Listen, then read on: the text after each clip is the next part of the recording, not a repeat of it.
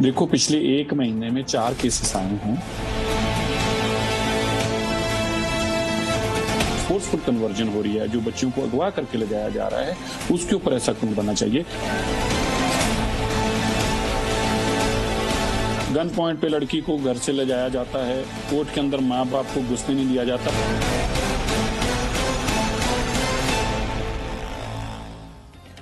तो कश्मीर में 2 सिख लड़कियों के धर्म परिवर्तन और निकाह का मामला तूल पकड़ता जा रहा है। सिख समुदाय के लोग कश्मीर से लेकर नई दिल्ली तक प्रदर्शन कर रहे हैं। अब इस मामले में सिख समुदाय गृह मंत्री से भी मुलाकात करेगा। उनका आरोप है कि कश्मीर में आए दिन धर्म, कभी अपहरण, कभी दबाव बनाकर तो कभी बहला फुसलाकर लड़कियों का धर्म परिवर्तन करवाया जा रहा है। शनिवार को सामने आई घटना के बाद दिल्ली सिख गुरुद्वारा प्रबंधक कमेटी के अध्यक्ष मनजिंदर सिंह सिरसा अगले ही दिन कश्मीर चले गए और वहां विशाल जुलूस निकाला। कल उन्होंने उपराज्यपाल मनोज सिन्हा से भी मुलाकात की है। इस मुद्दे पर कार्रवाई की मांग की है। वो लगातार धर्मांतरण विरोधी कानून को कश्मीर में लागू करने की बात कर रहे हैं। तो जम्मू और कश्मीर में सिख लड़कियों का जबरन धर्म परिवर्तन करवाया गया, जबरन उनका निकाह करवाया गया। एक लड़की अब भी परिवार के पास है, लेकिन फिलहाल पुलिस ने यह कहा है कि लड़की और लड़का अगर राजी हैं तो फिलहाल इसे धर्म परिवर्तन नहीं माना जाएगा। लेकिन बाकायदा इस तरह की रिपोर्ट्स हैं कि जबरन धर्म परिवर्तन करवाया गया है।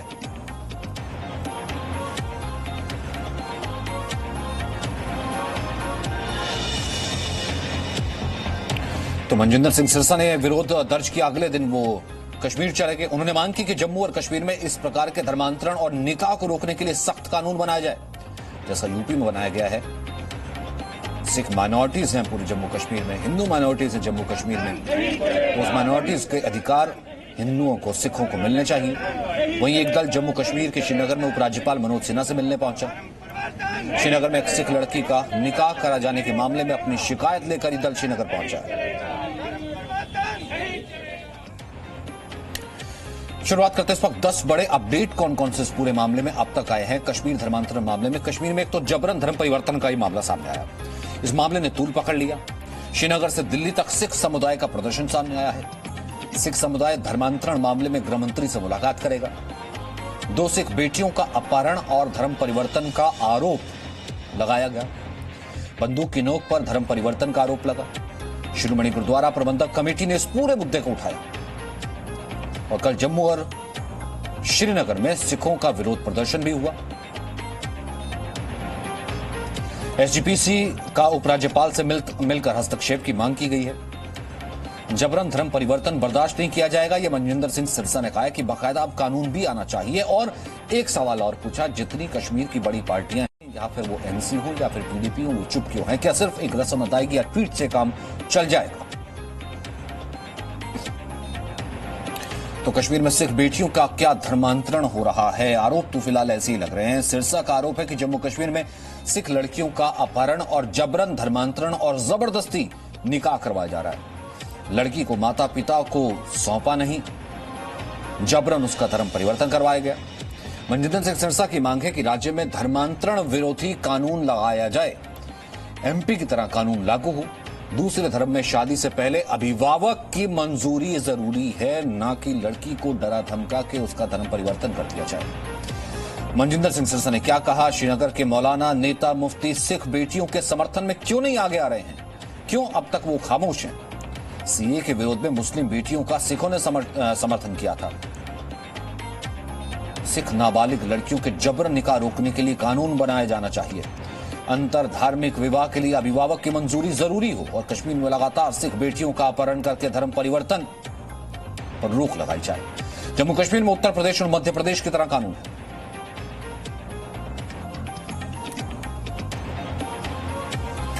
खालिद हुसैन इस वक्त हमारे साथ मौजूद हैं। श्रीनगर से इस पूरे मामले पर रिपोर्टिंग कर रहे हैं। इन्वेस्टिगेटिव रिपोर्टिंग भी उन्होंने की है। साथ ही साथ हमारे साथ विशाल पांडे हैं, क्योंकि धर्मांतरण का जो पूरा मामला सामने आया था वो उत्तर प्रदेश से शुरू हुआ था, फिर उसके बाद उसका ऑल इंडिया नेक्सस सामने आया था। तो विशाल उस पूरी खबर पर है। लेकिन सबसे पहले खालिद, फिलहाल मनजिंदर सिंह सिरसा ने कैटेगोरिकली कहा है कि सिर्फ एक तो रस्म अदायगी का ट्वीट जितनी जो बड़ी पार्टीज हैं वो करके इस चीज से जो है पल्ला झाड़ लेंगी, और दूसरा ये जब यहां पर ट्वीट इस तरीके के किए जा रहे हैं, नहीं लड़की राजी, नहीं घर वाले राजी, लेकिन मनजिंदर सिंह सिरसा कह रहे हैं कि जबरन करवाया गया धर्म परिवर्तन।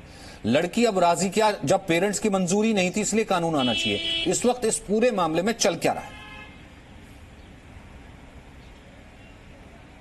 देखिए बिल्कुल जो मामला है ये सिख लड़कियों का वो तूल पकड़ता दिख रहा है। मनजिंदर सिंह सिरसा ने कल से ही यहाँ पर आकर एक प्रदर्शन किया और आज उन्होंने एक उच्च स्तरीय अपनी जो कश्मीर के जितने भी गुरुद्वारा प्रवक्ता हैं उनकी बैठक हुई है बागात गुरुद्वारा साहब में, और वहाँ पर ये उन्होंने प्रेस कॉन्फ्रेंस को संबोधित करते ये कहा कि एक तो यहाँ की मेजॉरिटी कम्युनिटी जो हमेशा भाईचारा यहाँ बना रहा है वो सामने क्यों नहीं आते हैं, वो इस मामले पे आवाज़ क्यों नहीं उठाते हैं। चाहिए तो ये था कि उस मोहल्ले के लोग ही उस लड़की को लेकर सिख परिवार के पास पहुंचते। और इसके अलावा जो उन्होंने कहा है कि उन्होंने राज्यपाल से भी बात की है और राज्यपाल ने उन्हें आश्वासन दिया है कि पूरी तरह से हर तत्व का जांच किया जाएगा, उसके पास उनको इंसाफ दिया जाएगा। और इसके अलावा उन्हें आज ये भी कहा कि गृह मंत्री से भी उनकी फ़ोन पर बात हुई है, जो पूरी नज़र बनाए हुए हैं पूरी हर कड़ी पर जो कुछ यहाँ पे डेवलपमेंट हो रही है।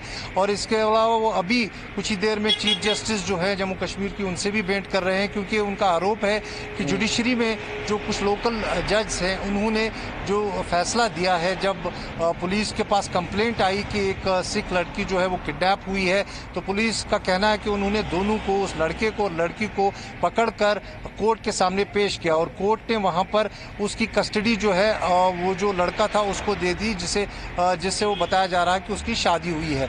और उस बात पर जो है सिख समुदाय के लोग नाराज़ हैं। उनका कहना है कि जो लड़की के परिवार वाले थे उनको कोर्ट के परिसर में जाने की अनुमति नहीं दी गई और जबरन वहां पर जो है लड़की से इकरारनामा करवाया गया। हालांकि उसके बाद पुलिस का ये कहना है कि मामला सब जुडिस है, लेकिन जो सेंस यहाँ पर था कि कहीं लॉ एंड ऑर्डर प्रॉब्लम ना हो जाए, इसलिए जो एक लड़की का कस्टडी है वो उसकी फैमिली को दी गई है, उनको सौंप दी गई है। अभी 2 और लड़कियां हैं जो मैं आपको बता दूं, पिछले अगर हम 25 दिनों की बात करें, जो 3 मामले सामने आए थे ऐसे, जिसमें 3 जो सिख लड़कियां थी उन्होंने कन्वर्जन कर मुस्लिम लड़कों से शादी की थी, उसमें से एक लड़की जो है परिवार को सौंप दी गई है। मेजोरिटी की ज्यादा बढ़ जाती है ना, जब मेजोरिटी जो है वो वहाँ मुस्लिम कम्युनिटी है, माइनॉरिटी सिख हैं। और इससे पहले भी हमने देखा कि उदाहरण आता रहा है, खुद उमर अब्दुल्ला ने भी ट्वीट किया कि किस तरीके से दोनों कम्युनिटीज आपस में मिलजुल कर रहती नहीं। अगर एक 2 3 4 ऐसे मामले आते भी हैं, या फिर अगर ऐसे मामले आते हैं, अगर ऐसा कुछ चल रहा है, तो रिस्पॉन्सिबिलिटी कहीं ना कहीं मेजोरिटिज्म की भी बनती है कि वो आगे आकर के इस तरह की चीजों पर सख्त एक्शन ले और सख्त जांच की बात कहे। ठीक है, मनजिंदर सिंह सिरसा ने क्या कहा, ये एक बार सुन लेते हैं।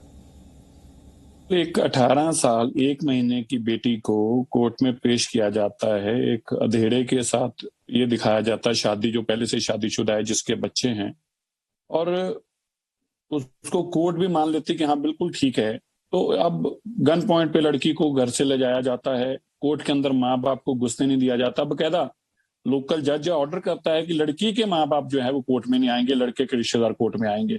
तो ऐसे में जब तक कोई ऐसा कानून नहीं होगा, जो फोर्सफुल कन्वर्जेंस है उनको रोका जाए, जो जबरन बच्चियों को अगवा करके उनका निकाह पढ़कर, और क्योंकि मेजॉरिटी स्टेट में हम मिनॉरिटी में हैं और सुपर मिनॉरिटी में हैं, ऐसे में हमें जब तक ऐसा कदम नहीं उठाएंगे जिसके सामने वाले को इस बात का डर हो कि अगर वो ऐसा गलत काम करेगा तो कानून उसको सजा देगा। ये बहुत बड़ी एक हमारे लिए चिंता है। मैं फिर से कहूं, क्योंकि मेजॉरिटी स्टेट है और हम लोग यहाँ पे मिनॉरिटी में हैं। जब सिटीजन अमेंडमेंट एक्ट आया था और देश के अंदर जो यहाँ की बच्चियां थी जम्मू कश्मीर की, अपने आप को असुरक्षित महसूस कर रही थी, तब हमने उनको प्लेन की टिकट लेकर अपने लोगों को साथ बेचकर सिखों ने घर घर तक उनको पहुंचाया, अपने माँ बाप तक सुरक्षित। आज जब इन बच्चों की बारी आई, किसी भी यहाँ के पॉलिटिकल लीडर ने या कोई सम्मानित जो मुफ्ती हैं यहाँ के या मौलाना हैं या किसी भी मौलवी जी ने आज तक इस बात पे दर्द नहीं हमारा शेयर किया या हमारे हक में आवाज नहीं उठाई कि ऐसा पाप है, ऐसा कोई ना करे, ये गलत है। कम से कम बच्चियां सबकी हैं और बेटियों को बेटी समझना चाहिए, उनको किसी धर्म के साथ जोड़कर नहीं देखना चाहिए।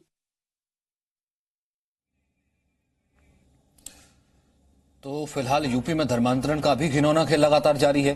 प्रदेश के अलग अलग हिस्सों से लगातार धर्मांतरण का नया खुलासा हो रहा है। अब ताजा मामला आपको बताते हैं, फतेहपुर का है, जहां पति ने किसी के बहकावे में आकर अपना धर्म परिवर्तन किया और फिर पत्नी पर मुस्लिम धर्म अपनाने का दबाव बनाने लगा। वहीं दूसरी खबर फिरोजाबाद की है, जहां जबरन धर्म परिवर्तन मामले में 3 लोगों की गिरफ्तारी हुई है। तीसरी खबर भी यूपी के बाराबंकी की है, जहां हिंदू लड़की की पहचान छिपाकर भगाने का आरोप लगा है। वहीं मुजफ्फरनगर की एक और खबर, जहां धर्म परिवर्तन कर रेप का आरोप लगा। अब सवाल यह है कि आखिर धर्म परिवर्तन की आग कितने घरों को जलाएगी? क्या धर्मांतरण के लिए किसी खास तरह का लालच दिया जा रहा है, जिससे लोगों को बहकाना आसान हो गया है?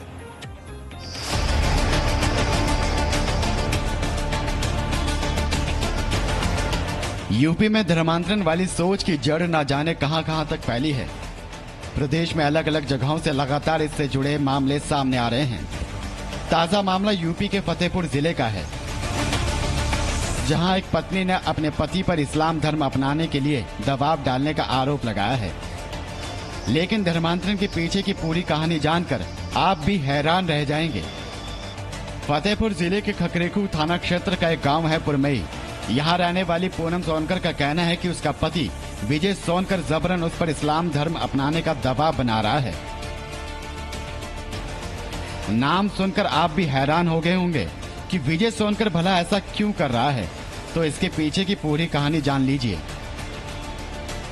4 साल पहले पूनम और विजय की शादी हुई थी। रोजगार की तलाश में विजय उत्तराखंड के हल्द्वानी चला गया, जहां उसकी मुलाकात किसी मुस्लिम युवक से हो गई। वहीं पर विजय ने अपना धर्म परिवर्तन कर लिया। इसके बाद विजय वापस फतेहपुर आया और पत्नी पर धर्म परिवर्तन करने का दबाव बनाने लगा। जब पत्नी ने मुस्लिम बनने से इनकार कर दिया तो विजय ने उसके साथ मारपीट की। हार कर पूनम ने अपनी सुरक्षा के लिए कानून से फरियाद लगाई। कैसे मालूम पड़ा कि वो मुस्लिम धर्म कबूल कर गया? जब आए तो 6 महीना पहले आए थे, तो कितने जब आए थे 1 महीना जब आए तो हो गए मुसलमान बनने बन गए। मतलब मुस्लिम धर्म के बाद अब कह रहे हिंदू धर्म नहीं आएंगे वापस? नहीं आ रहे हैं। इस मामले की जांच कर रहे एडिशनल एसपी राजेश कुमार ने बताया कि पूछताछ में विजय सोनकर ने हल्द्वानी में धर्म परिवर्तन करने और पत्नी पर धर्मांतरण के लिए दबाव डालने की बात मानी है। एक महिला ने थाने पर तहरीर दिया है कि उसका पति विजय सोनकर उसको और उसके पूरे परिवार को मुस्लिम बनाना चाहता है और मुस्लिम धर्म स्वीकार करने का दबाव बना रहा है। उस महिला की तहरीर पर तत्काल थाने पर शांति धाराओं में मुकदमा पंजीकृत कर लिया गया है। आरोपी को गिरफ्तार कर लिया गया है। पूछताछ में आरोपी ने बताया कि वह ट्रक चालक है। एक दूसरा उसका मित्र जो मुस्लिम है वो भी ट्रक चलाता है। उसकी सोहबत में आकर के उसने मुस्लिम धर्म स्वीकार कर लिया है। उसी से प्रभावित होकर वह पूरे परिवार को मुस्लिम बनाना चाहता था, जिसके लिए वह दबाव डाल रहा था। यानी विजय हल्द्वानी में किसी के बहकावे में आया और अपना धर्म बदल लिया। बाद में पत्नी पर भी धर्मांतरण का दबाव बनाया। उत्तर प्रदेश में धर्मांतरण का ये कोई नया किस्सा नहीं है। धर्मांतरण के रैकेट पर पर्दाफाश होने के बाद से ही इससे जुड़े कई मामले सामने आ रहे हैं। लेकिन सवाल ये उठता है कि ऐसा कौन सा लालच दिया जाता है जिसके झांसे में आकर लोग धर्म परिवर्तन का फैसला ले लेते हैं, और लालच देकर अगर ऐसा किया जाता है तो फिर ये घिनौना खेल रुकेगा कब? क्योंकि विजय जैसे कई लोग हैं जो किसी के झांसे में आकर मुसलमान बन जाते हैं और फिर अपने परिवार पर भी धर्म बदलने का दबाव बनाते हैं। ऐसे में धर्मांतरण का ये घिनौना खेल ना जाने कितने लोगों की जिंदगी को प्रभावित करता है, और इस घिनौने खेल को ना रोका गया तो ना जाने कितने हिंदू परिवार इस धर्मांतरण की आग में जल जाएंगे। ब्यूरो रिपोर्ट, जी मीडिया। तो अपने उत्तर प्रदेश की घटना देखी। विशाल भी इस वक्त हमारे साथ बने हुए हैं। विशाल, खालिद भी हमारे साथ है। मैं ये नहीं कहता कि दोनों घटना जो है उससे रिलेट करती हैं, वो जो मौलाना गौतम पकड़ा गया था, लेकिन जब से वो पूरा मामला सामने आया है उसके बाद एक के बाद एक कई राज्यों में, और अब तो जम्मू कश्मीर भी अछूता नहीं। देखिए सचिन, बिल्कुल यूपी एटीएस ने जो खुलासा यहां पर धर्म परिवर्तन का उत्तर प्रदेश में किया था, उसके बाद से कई जिलों से इस तरह की रिपोर्ट आ रही हैं और पुलिस उस पर कार्रवाई भी कर रही है। कई हेल्पलाइन नंबर जारी किए गए हैं। पूरे इस धर्मांतरण के रैकेट को खंगाला जा रहा है, कौन कौन लोग इसके साथ जुड़े हैं। लेकिन सचिन, इसमें एक बात यह भी है कि जब कोई घटना सामने आती है उसके बाद से ही कई जिलों में पुलिस सक्रिय होती है। उससे पहले जब पुलिस के पास कोई शिकायत लेकर जाता है कि हमारे साथ जोर जबरदस्ती हुई या हमें बिना हमारी सहमति के या बहला फुसलाकर धर्म परिवर्तन कराया गया, उस वक्त पुलिस कोई उस पर एक्शन लेती हुई नहीं दिखाई पड़ती है और इसीलिए ये सारे मामले ठंडे बस्ते में चले जाते हैं। लेकिन आज जब उत्तर प्रदेश में यह एक चर्चा का विषय बना हुआ है तो कई जिलों में पुलिस उन तमाम शिकायतों पर कार्रवाई कर रही है जो कि पिछले कई दिनों से नहीं कर रही थी। तो इसमें स्थानीय लेवल पर पुलिस और प्रशासन को काफी एक्टिव होना पड़ेगा, क्योंकि यूपी में अब जो अध्यादेश था वो कानून का रूप भी ले चुका है धर्म परिवर्तन पर। तो ऐसी स्थिति में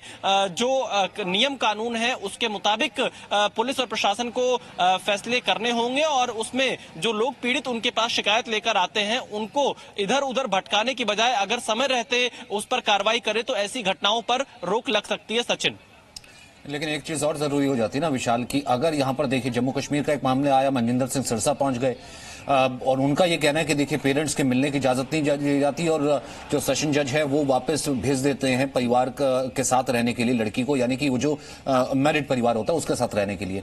अब वो ये कह रहे हैं कि उत्तर प्रदेश और मध्य प्रदेश जैसा कानून भी बाकी तमाम जगहों पर होना चाहिए। तो ये नजीर कहना कि अब उत्तर प्रदेश की जिम्मेदारी एटीएस की हो जाती है कि वो नजीर स्थापित की जाए, जो पूरा केस सामने है मौलाना गौतम और जो बाकी इसके पपेट्स हैं उन तक पूरी एक्शन हो, सजा मिले।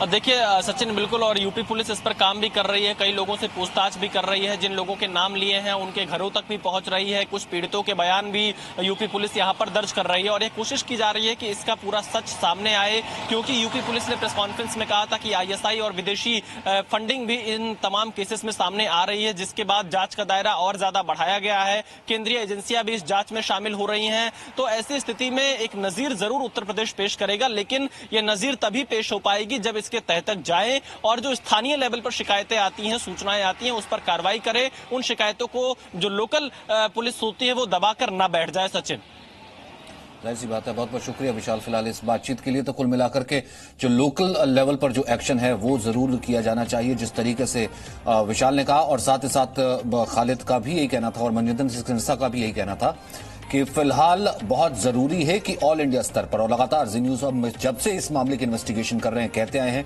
कि ऑल इंडिया स्तर पर कन्वर्जन को लेकर के एक सख्त लॉ होना चाहिए। Presenting B news app available on Google play and app store. Download it now.